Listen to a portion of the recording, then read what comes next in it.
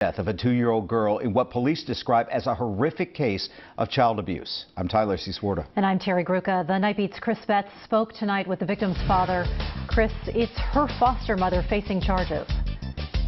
That's right, Terry, and we do want to give fair warning. Some of the images in this story may be difficult to see. A woman trusted with taking care of a 2-year-old is charged with murder tonight after that child was rushed to a hospital in a helicopter on Monday and taken off life support late last night. This evening, I spoke with the child's father about his last moments with his little girl. B. C. He never thought his visit with her Thursday would be his last. We got to sit down at McDonald's and have lunch and play for a while. She got a little Despicable Me 2 toy in her Happy Meal, and she loved it. And she kept climbing up in my lap, and she fed me French fries, and it's a lot of fun. On Monday night, Joshua Hill's daughter, Alexandria, or Alex as they like to call her, was rushed to a hospital with severe head injuries and immediately placed on life support. I can't even describe it. Alex was living with foster parents after CPS removed her from her parents' home last November for neglectful supervision. Hill admits they were smoking pot when their daughter was asleep. We never hurt our daughter. She was never sick. She was never in the hospital. She never had any issues until she went into state care. For 2 months, Alex was placed in a home that Hill says was dangerous. She would come to visitation with bruises on her and mold and mildew in her bag. It got to a point where I actually told CPS that they would have to have me arrested because I wouldn't let her go back.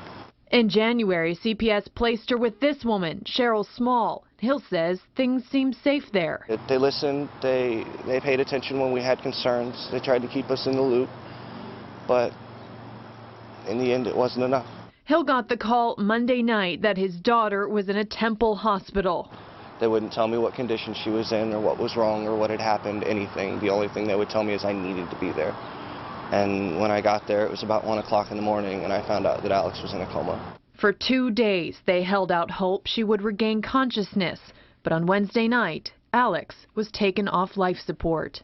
And Alex passed around 10:30 that night. Detectives say Small's explanation didn't match Alex's injuries, and on Thursday, they charged the foster mother with murder.